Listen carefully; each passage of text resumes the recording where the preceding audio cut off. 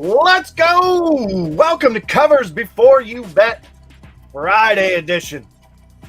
When they say, who wants to host Friday? I say, I'll host a Friday.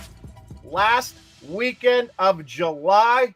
Let's get after it. Olympics kicking off tonight. Drop below. You're betting outright for the male and female breaking competitions. I know who I'm betting on, but I'm not giving away those edges that easy. Caleb Dewey saying 3x3 basketball. Let's go. You got any edges? Do it. Let me know. I really think in the Olympics, if you spent all day watching, listening, reading, there has to be markets that you can beat. There is no way with all the offerings that are there. Go to your sports book. Go look at the Olympics. See all the things you can bet on. I was just looking at women's 57-kilogram judo. Looking at those outrights. There's no way they can price all of those markets efficiently. I think if you put the time in, I think you can make some money. But how much time do you want to put in, especially with things kicking off about 2:30, 3 o'clock in the morning Eastern time over there in London? Hit that like, comment, subscribe button. I don't think the comment is a button, but let me know what you're doing in the chat. Today on the show, as I try not to talk too much, it sometimes is a problem. We got Johnny Metz, the ass man, the home run king, as I like to call him around here, talking some Olympic basketball, and he's going down to Camden Yards today, so he's got a 10-1 play. I think he's got locked and loaded, so he can have some fun down there, Detroit. And Covers Row coming on to talk UFC 304. Manchester, just looking at the time, things kick off about 10 p.m. Eastern time Saturday night, so that's a late one. But that is an absolutely loaded card, so we'll get his take on it there. I was just on a show before this. They were talking sometimes the boys just throw curveballs at you. What are you thinking? What do you like about this? You don't discuss it early, and you start talking about stuff. And I was talking about the KC Royals and the number 1 seed in the AL. Now, producer Mick is going to bring up this. Now, I'm going to ask a favor, producer Mick, and I'm sure he's rolling his eyes right now. If he could please bring up the Bet365 book, bring up MLB futures, and find the number 1 seed market. Because this thing is absolutely mispriced. 100-1 plus 10,000, whatever you want to call it. 100.1 for you decimal people. Yeah, buddy. Yeah, buddy. Oh, yeah. Scroll down. It's in there. It's in there. League number 1 seed right there. Let's see if we've moved it. Oh, snap. We have moved this line already. That's still sexy. I've been telling people to bet this all day. It made no sense. KC is currently just 5 games back from the number 1 seed. Baltimore, New York, Cleveland, all kind of slow out of the break. The sky is falling for the Yankees. Orioles somehow picked up that win yesterday. They blew it. They scored a single go-ahead run and then hit into a double play in one of the weirdest plays in the top of the 10th in their game versus Miami last night. So, like I said, Cleveland slowing down. Baltimore, the Yankees slowing down. These guys have the same amount of wins as Minnesota, who's priced at 14-1. I mean, they have 2 more games played, but losses, but the same amount of wins. This is a very consistent starting rotation that's been healthy. And they also get their 13 games versus Minnesota and Cleveland, which should help them move up the ladder. Cleveland having the hardest strength of schedule down the stretch. KC somewhere in the middle, around 8. But Cleveland, they'll make up room on Cleveland. I don't know if KC are big buyers, but there's no reason Baltimore and New York should be that short. I also have a little bit of Houston in me there. Malcolm Gill says 6,000 now. I believe Malcolm's one of our East Coast boys. Hope he got that 10, what do we call it? 100-1. You never feel good when you put in your bet and it says hold on, we need to ask a trader because it's like alarm bells have been sounded. You've been caught, and now the account is probably slightly flagged, especially now that it's at that. But I got as much down as I could on it.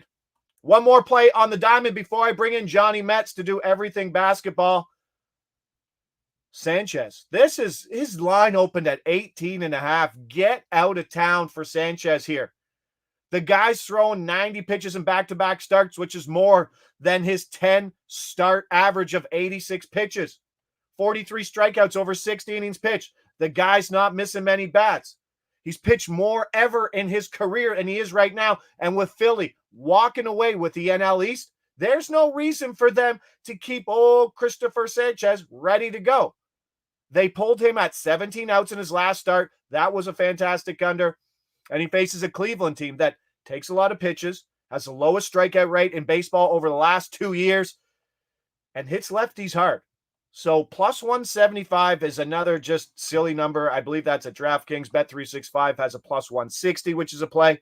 And then I think there's some 140s. I'm also on his under strikeouts if you're looking to add more bets to the account heading into the weekend. But with that stuff out, throwing out 100 to 1s if you could get them. Now 60 to 1s, but still a play. And then a plus 175. We bring in the man, the myth, the legend, Mr. Assist, and now Mr. Baseball Home Run. And now Mr. I'm on shows, and they say, hey, you want to talk about basketball? I'm like, yeah, I got plays. I just steal your plays, John, and tell them, yeah, I just follow other people who make smart plays. How are you, bud? Good. How are you? I got to tell you, I was laughing on the backstage there because you said 3x3 basketball, and they were literally just debating on Twitter the other day because it's 3-on-3, and they're like, why do they put 3x3? It's really confusing for people to read it. So I was dying when you said 3x3. 3x3. Yeah. Yeah, let's go marching. Let's go. Caleb Dewey, I want to hear what you're playing for the Olympics. And we'll get to an Olympic challenge here soon, but the U.S. obviously gigantic favorites for men's basketball. Rightfully so. The names are huge. It's arguably the best roster they've ever sent to the Olympics from top to bottom. Not their starting five, but from top to bottom is. Can you agree on that?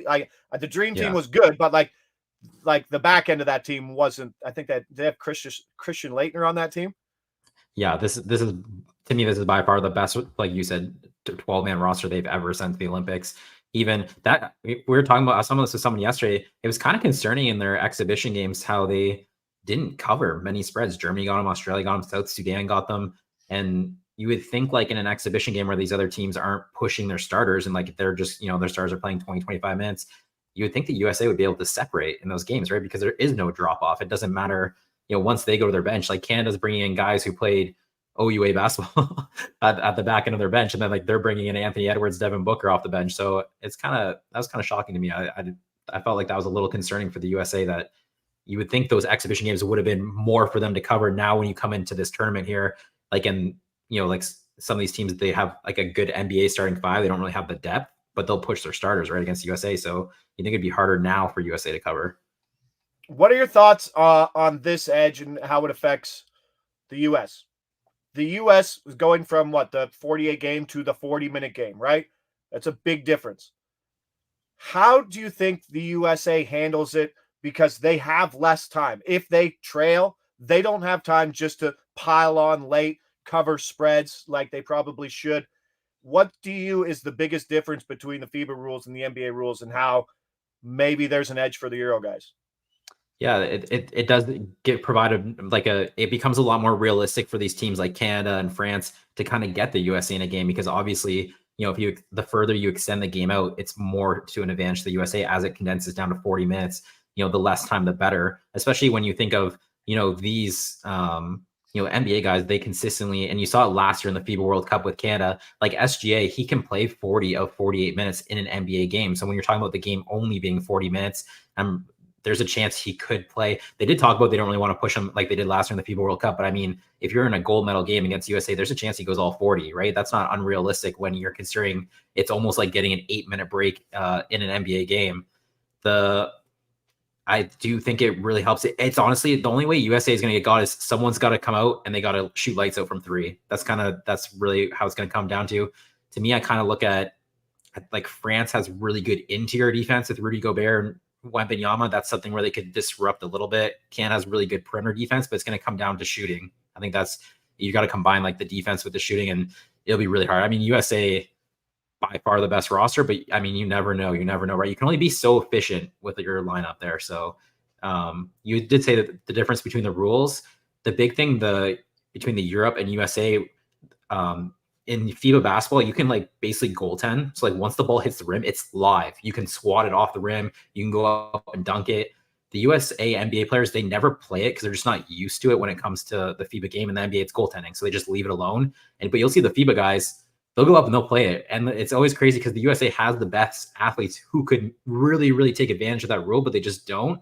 The one guy who in the exhibition games, which I feel like he'll probably get more minutes because of it, so that could kind of tie into his player props here, is that Anthony Davis has kind of been playing it off the rim. You've seen him swat balls away. He's kind of been the one who's like adapted to that rule where Joel Embiid hasn't. So that's something to keep an eye on too.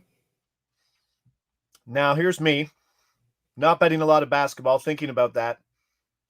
Do those count as blocks? It's a great question. I'd have to look that up for you. I don't have the answer off the top of my head. Or does it count as a rebound? Like, yeah, I know that I was just thinking the same thing. I don't know. We'd have to go find that. I don't really bet rebound. Might not be priced in. Might not be priced in. Alert. Yeah, and then same thing. Like Anthony Davis, Jingles. I'm going to say it's probably a rebound because Anthony Davis had big rebounding games in all the exhibition games too. But I don't know if he tips in, someone else corrals it. That's a great question. We should go look for that though. Yes, those are the things that can win you money. Dell says, "Where's the heater hat?" I'm on a cooler. I was up. I'm on a big cooler. Rebound, not block. There you go, Dell. Yeah, awesome. I'm on a cooler, big cooler. Was on an apps. I hate going I love going on heaters, but like they don't last, and like the regression to the mean can be ugly on the other side. So I think I'm due for some losses coming up because I think I won like 30 units this month, which was absolutely unposted plays, which is absolutely bananas. But let's get to these plays. Johnny, let's go. Canada, Greece, Saturday. I don't know what time it is. I know the soccer's around 9 o'clock to 3 o'clock, so I'm sure the basketball schedule's around the same. Yeah, this one's at 3 p.m. in the afternoon, so it's one of the later games for us. So it's Canada, Greece. I'm going Nick Kalathis, point guard for Greece, under 8.5 assists. This is like a perfect example. Jingles was talking about earlier. There's just no way they can price all these Olympic markets. You're also dealing with teams and minutes and like projections that there's just not data behind it. These teams don't play together. They've just been slammed together for this. This is like their first like real game. I mean, Greece was playing in a qualifying tournament, but it's just like you look at this and you're going to see this is to me where price shopping really comes in, and you should be really looking around to see what other books have. Like before we came on air here, Nick Kalathis you could find 6.5, 7.5, and 8.5 on his assists. That you would never ever see that in an NBA season, and the juice is like pretty similar. So like that's pretty crazy. It's just one of those things where obviously they're having a hard time pricing it as well. So you're going to see really different prices for Nick Kalathis. I think this totals too high, and it's just really high because in the qualifying tournaments he had really, really big assist game. He averaged 10.5 assists per game. The thing was you're playing against like Egypt, Slovenia. Those are teams, no rim protection, not really great perimeter defense. When he plays Canada, like Nick Kalathis is a very good EuroLeague guard, but now you're playing NBA guards, and these not only you're playing NBA guards, you're playing Canada has like 4 or 5 guards on the perimeter who are elite at the point of attack, like really, really good perimeter defenders. And like in order to generate assists, you got to be able to break down your defender and create a situation where there's help defense. And I just don't think he'll be able to do that. The other thing too is Jordi Fernandez and Canada have been picking up full court, which kind of sometimes disrupts the flow of your offense and makes someone else a primary ball handler. I don't think that Canada will allow him to be the primary ball handler. I think they're going to take the ball out of his hands, and they have the defenders who can do it.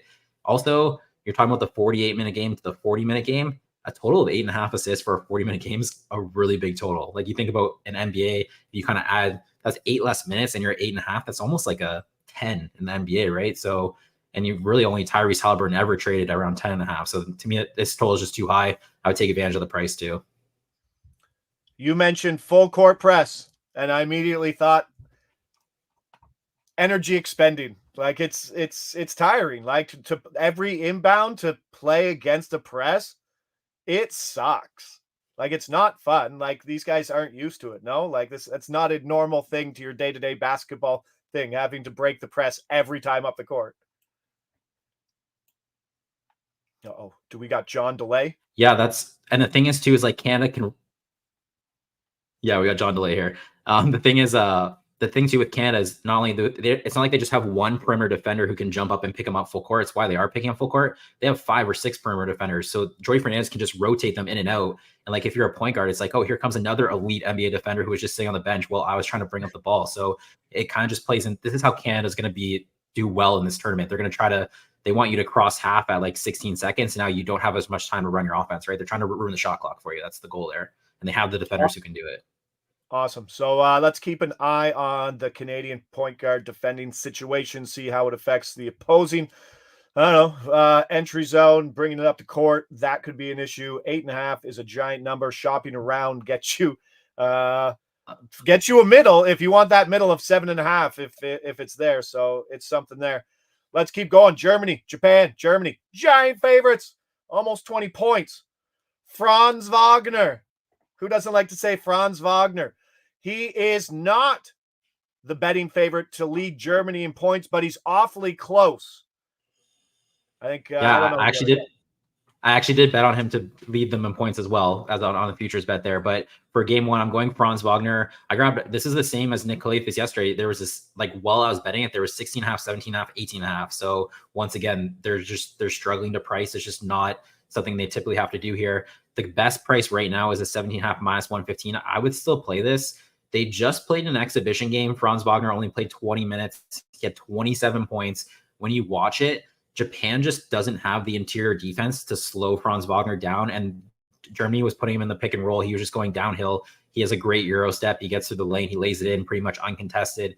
Germany, I just think there's just no one defensively who can stop him. Your biggest concern here kind of is the 18.5 point spread. You're worried about his minutes when you're trying to play the over. The one thing I do like about this and like where it falls in this spot in the schedule is that, you know, point differential is basically going to be the tiebreaker for who gets like the top seed and the second seed. And Germany's chasing the top seed. And they're also going to have to go against USA, who's going to have a strong point differential. So in an exhibition game, there's not really motivation to completely blow Japan. I mean, they did, but now there is. And it's also because it's the first game of the tournament. Like, you don't know what the point differential is. So you're going to try to lay it on Japan and beat them by a lot. Maybe if this was the third game and they knew USA had like a plus 70 and they're like plus 10, it's like, oh, we're not going to beat Japan by 60. So, you know, we'll back off type thing. We might pull our starters. But because it's the first game, I think they're going to go after it. And, you know, like I said, he scored 27 in 20 minutes. There's nothing. I didn't see anything on film that they could even change to stop him. He's a 6'10" guard. They just don't have someone who can guard him. All right. 2 in the books for Johnny on the hardwood on Saturday. Let's pivot to Sunday. The US versus Serbia. You're going dogs again, Johnny. I see a trend with your play so far. It's 13 points versus, I mean, if we go back to that same thing, 40 minutes. Is Nikola Jokic going to play 37 minutes versus the US? Like, what's your expected usage for him in this matchup?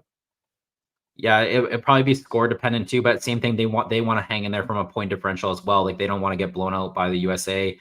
They have multiple NBA guys. Vasil Micic from the Hornets, Bogdan Bogdanovic, Nikola Jovic.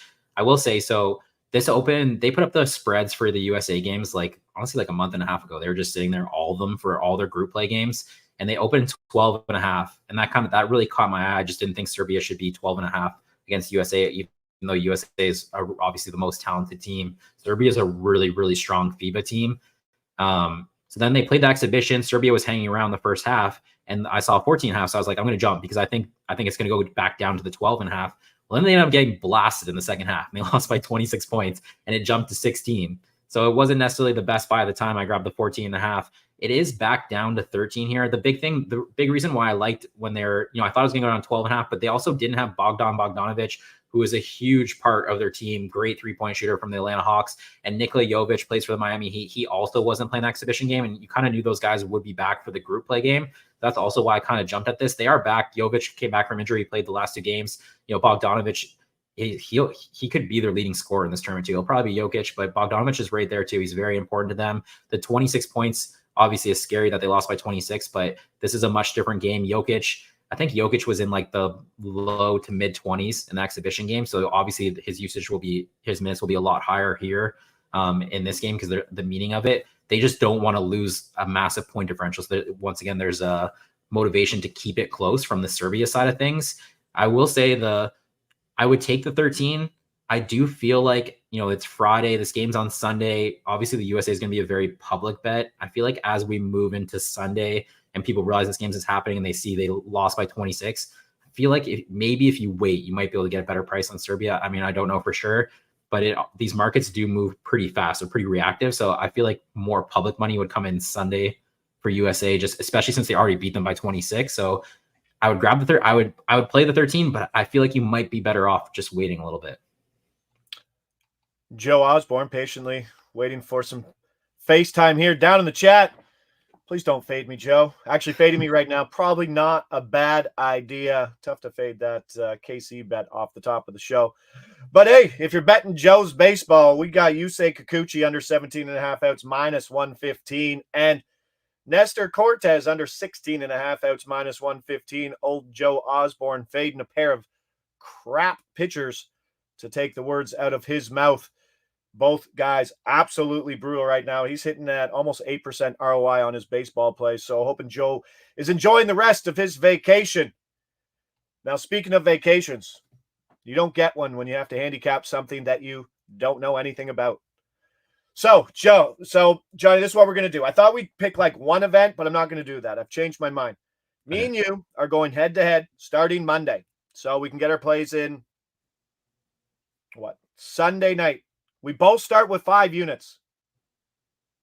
I don't think we'll be profitable. We might be, but it could be who runs out of units first. Okay. Starting Monday, we'll put up our plays. We'll send in some vids to the Covers Twitter X account. And we'll go best Olympic plays of the day. You can pick whatever you want. If you can handicap all 20 matches for the men's 73-kilogram judo fights on Monday morning, go ahead. I don't know if I want to put in that much time. So are we betting 5 units to start the first day, and then the next day you can bet based on how many units you have left? Or how do you want to do it? You can do whatever you want with your units, Johnny. Okay. They're your units. You want to go 5 units on the first day? That's fine.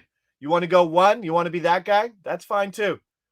Find your edges. Okay. If you find anything, I'm not holding back. But you, sir, are not allowed to bet basketball. I was just gonna say I'll stay away from basketball. There you go. I'm not gonna do the 3-on-3 either. I'll do other sports. That's still basketball. Yeah. That's still basketball. There you go. But no, we'll try to get those plays out Sunday. Kids baseball tournament all weekend. So hopefully get something out there. But looking at some Monday stuff, we'll go and we'll see who can handicap something that they know absolutely nothing about. And I will make sure that I get some breakdancing plays in there. I think I know who I like. I think I know who some favorites are. Shot put locks. Bro, like I got a man in the inside right now who's just vilifying the Canadian Soccer Federation or whatever they're doing with their drone flying as I try to bring up my man Arash. Yes, so shot put, yeah, there it is. Canadian gold shot put. That's there might be some value on that. I don't know if she is a betting favorite, but potential women's shot put gold from Arash. I like that. Johnny, appreciate it. You should probably start handicapping now, not do anything. You should throw JB to the corner, tell him you're busy. You got to handicap women's shot put and not go to a baseball game today. But if you do decide, Josh does know javelin. I'll have to look into that. There's got to be edges everywhere. There's got to be information. No one's betting javelin, right? Yeah. Inefficient markets. Let's go. Yeah. John has a home run pick. He's probably said it in the private chat 8,000 times. I didn't know. John's going to the baseball game. John wants to bet 10-1. So John's going with Toby Keith for a home run. Go ahead. Toby Keith, bud. I'm going Tigers rookie second baseman Colt Keith to hit a home run. I am going to the baseball game today. I'm going to Comerica Park to watch Twins Tigers. I'll be there all weekend too. I'm actually going to all 3 games. This is so I went Colt Keith for a home run today. There's actually a couple guys I kind of liked on the Tigers. It's funny. It's one of those things where if you weren't going to the game, I wouldn't have even dug into these numbers. But once you start digging the numbers, there's actually quite a bit of value on the Tigers hitters, a couple of them there. So Colt Keith showed up the best.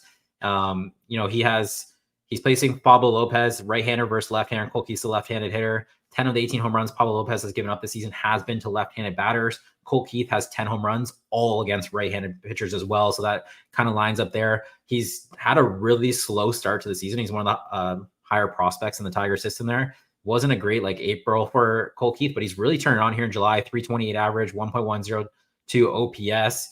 He's climbed in the Rookie of the Year race too as well. I know I've seen some people kind of betting him there on the futures side of things.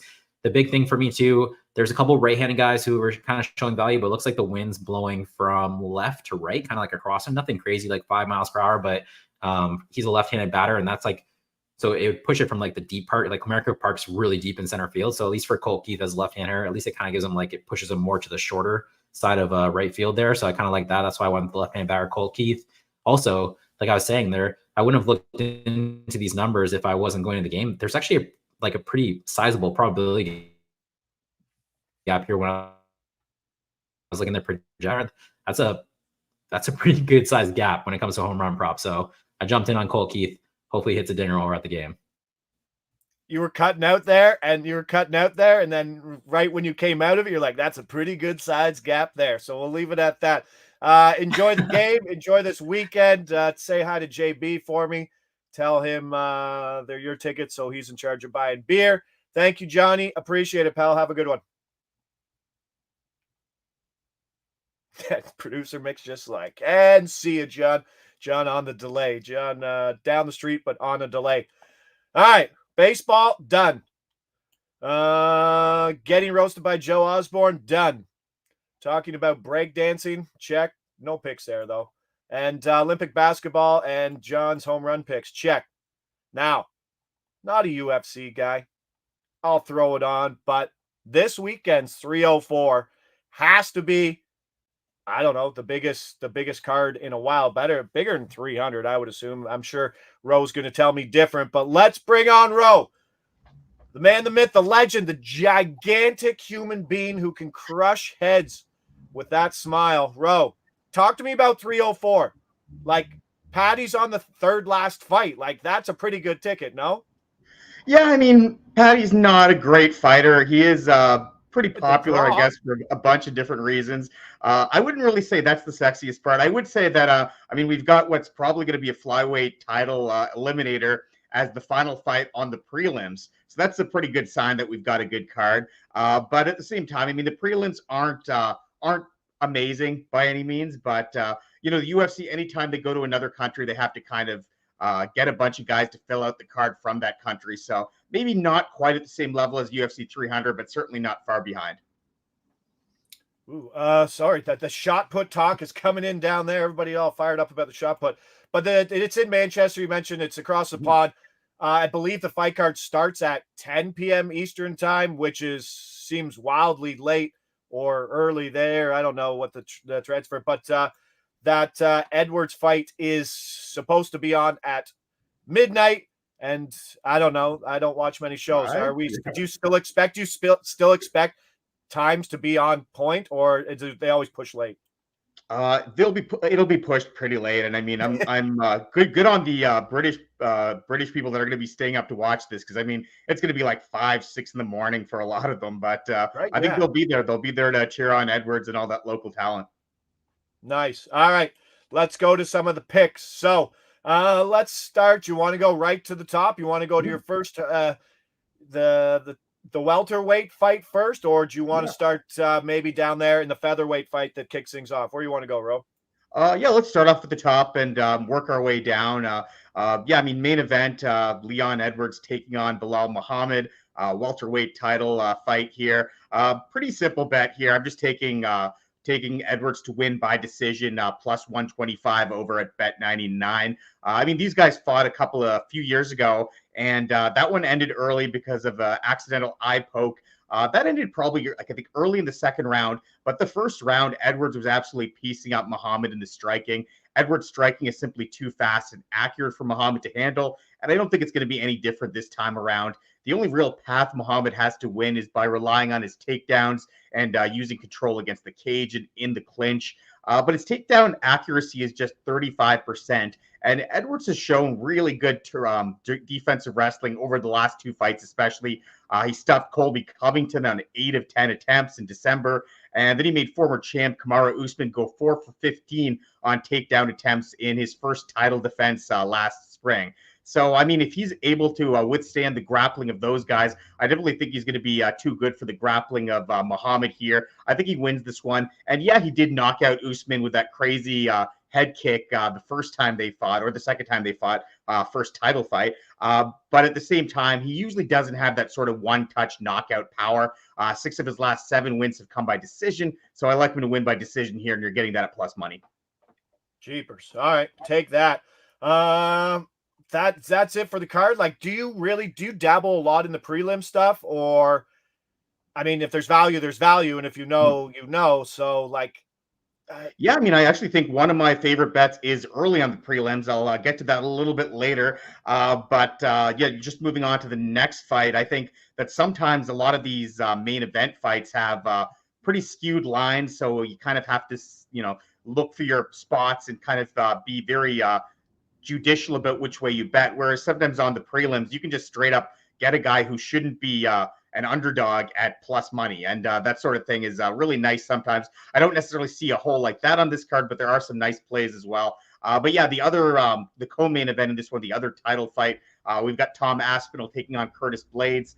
A lot of the betting value is kind of gone from this one. I backed Aspinall to win by knockout at about minus 130 earlier in the week, but he's minus 160 right now. At the same time, that's still my favorite bet in this one. A lot of people are taking Aspinall to win in the first round. He's got a ton of first round finishes in the UFC. At the same time, I mean, Blades is a really, really good fighter. 13-3 in his last 16. Really good wrestling. So if he's able to get an early takedown, he should be able to at least survive the first round. So I'm staying away from the round bet. But I do think at some point in time, Aspinall manages to catch him. I mentioned that Blades is 13-3 in his last 16, but all 3 of those losses were ugly knockout losses. Hands of some really heavy hitters. Francis Ngannou, Derek Lewis, Sergey Pavlovich. Aspinall is right up there with those guys in terms of how hard he hits. He's also probably a better technical boxer than those guys, and he's faster as well.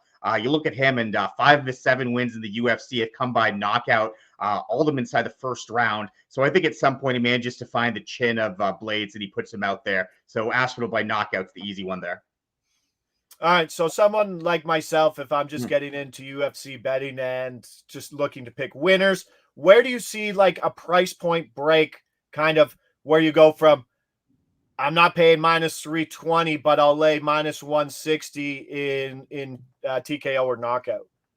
Is that more? Is it kind of the same across all markets, or very specific to fighters where some of those prices are a lot shorter or longer, depending on who the fighter is? Yeah, I mean, it's all about the matchup and how they kind of shorten those odds. And for me, I just kind of try to break down every fight in terms of percentages and what's going to happen. I think Aspinall has, maybe a 65% chance of winning this fight. Well, that doesn't correlate to a nice EV if you're looking at his, money line odds. But I do think that, he's got a really good chance. If he wins, I think it's almost definitely going to be by knockout. So all of a sudden, you do have a nice value when you're looking at is to win by knockout prop. So I kind of look at that. It does depend on the matchup, does depend on the fighter. But a guy like Aspinall, who we know is a knockout artist, facing a guy that we know is vulnerable to knockouts, that value kind of lies right with the prop and doesn't necessarily line up with the money line price. Nice. Play 3. Let's go. Gregory Rodriguez in the middleweight versus Christian Leroy Duncan. Yeah. I'm going to go out on a limb. Is Christian Leroy Duncan a Brit with that name? He absolutely is. This is a guy, you nailed it there. This is a guy that he's 3-1 in the UFC. He's a really fun fighter, really flashy style of striking, really good knockouts. At the same time, this is a pretty bad stylistic matchup for him. Now, Rodriguez did take this fight on short notice. I actually think that favors him. Like I said, Duncan is a flashy and explosive striker, but he hasn't really had his grappling tests in the UFC. He's pretty mediocre on the ground. And he was training to fight another striker in Robert Bricic. So he was training to fight a striker. All of a sudden, now he's fighting a guy in Rodriguez who's really well-rounded. Rodriguez can strike. He does have some power, but he also has really good takedowns, fantastic ground and pound, underrated grappling as well. And, I think that's going to be the difference maker in this one. Rodriguez trains over at Killcliff FC. He trains with Gilbert Burns. Burns mentioned that he's been telling Rodriguez to just go for the takedown and work the ground game in this one. And I think if he does that, he's got a pretty easy, clear path to victory here. Like I said, he could win by knockout with ground and pound. He could also sink in a sub. It's been a while since Rodriguez has had a submission, but he has a bunch of submissions earlier in his career. He's actually plus 700 to win by submission. So that's a nice little play if you want a big money play. But I'm just taking Rodriguez to win inside the distance, which you can get at plus 220. Yeah, I'm bringing up the odds here. If you see me looking down, I'm trying to see what he is just straight up to win, and it looked minus 150. So, Leroy's minus 150. Yeah, so he's a plus 125 dog in the fight. Yeah. And actually, money has come in on him. I think he opened at, plus 150. So there is a bit of money coming in on Rodriguez here, which makes sense because this is a guy who's definitely a little bit underrated, and he's got a lot of finishing power. 25-point movements on the money line are pretty common in fights. Oh yeah, definitely. And I mean, it depends. It depends how close those lines are to pick'ems. Usually, sometimes with some of those more lopsided lines, you can see a line swing from like minus 300 to minus 500, something like that. But for those fights that are closer to a pick'em, you can definitely see those 20 to 30-point swings, and that can definitely make the difference in what could be a close fight. All right, main card done. Prelims. This is. Is this where are less efficient? This is where, or maybe just because prelims, maybe there's a lot more sharper people betting on the prelims because they know more.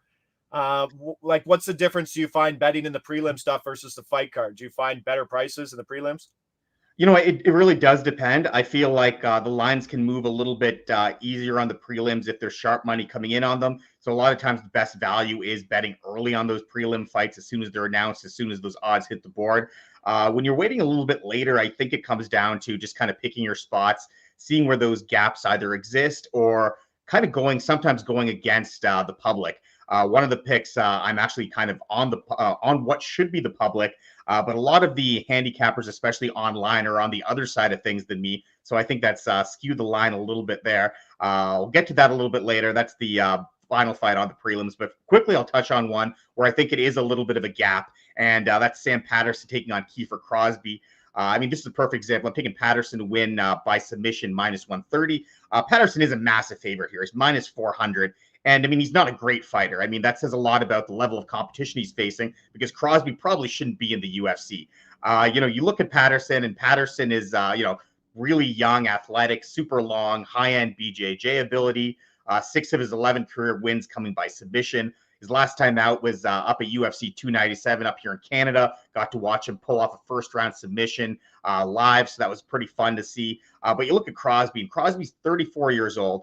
Coming off his UFC debut, which right there is pretty weird sign, and he was submitted in the first round in that fight. He also has a handful of bouts over in Bellator, and he was subbed in his last fight back in Bellator back in 2021. So this is a guy that is not a UFC caliber fighter. He's fighting against someone in Patterson who is a grappling specialist, and we've seen him get submitted before. So I think this is a pretty good spot, even though it's a fight that's probably getting overlooked by a lot of people. It's definitely a good spot as far as betting goes. All right, let's see if I can go 2 for 2 on the Brits. Patterson, also Brit. Yep, you got him. Nailed it. I think both of them are though. I think Crosby's British as well. So I think it's an all Britain fight there. A win-win. That was a win-win situation. Yeah. All right, you're gonna have to help me with the last name. You're gonna have to help me. Sub or points minus 35. That's what you're playing. Obviously, still in the prelim card, right? Yeah, so this is the final fight on the prelims. Muhammad Makayev taking on Manel Kape. These guys, this should be a flyweight title eliminator. This is a great fight. Makayev, he's been itching for a title fight, but even though he's unbeaten, he hasn't always looked super impressive. But I do like Makayev here. This is the one where I mentioned a lot of the online handicappers and betting analysts, UFC insiders, are actually backing Cap to win in this one, and he's a slight underdog. He's about plus 140. I don't think so, though. I think one thing I keep hearing about him is that he's got good takedown defense, but I don't think it's really been tested in the UFC. He hasn't really faced many guys that have even really tried to wrestle him. The only guys that I can think of are David Dvorak and Matthias Nicolau, and both of them took him down twice. and neither of them has the grappling or wrestling on Makhayev's level. Makhayev is one of the top wrestlers in this division. His wrestling is just suffocating. He's relentless with attempts, and he always seems to get the fight where he needs to go. If guys get back to his feet, he just drags them down again. I think he's going to tire out Cap in this one. I think he's going to completely neutralize his offense, and I think he's going to get the win. But I mean, like I said, Makhayev is a wrestler. He's not a guy that goes out there and knocks guys out. So instead of just paying the money line price, I'll gladly take him to win by sub or decision, because he's either going to grind out a decision win or he's going to sink in probably a late round sub. So makes sense to get a slightly better price there. All right, Rowe on UFC 304. Leon Edwards by points, plus 125. Tom Aspinall by KO or technical knockout, minus 160. Gregory Rodriguez by knockout or sub, plus 220. Sam Patterson in the prelims by submission, minus 130. And then the suffocating wrestling of Makhayev. What was his name? He said, what was his first Muhammad name? Muhammad Makhayev by sub or points at minus 135 in the final game, for the final match of the prelims there. That's Rowe on the UFC 304 in Manchester, coming late Saturday night. And before you leave, I got to ask, is Chad Kelly going to be starting soon? Is it going to change anything for the Boatmen?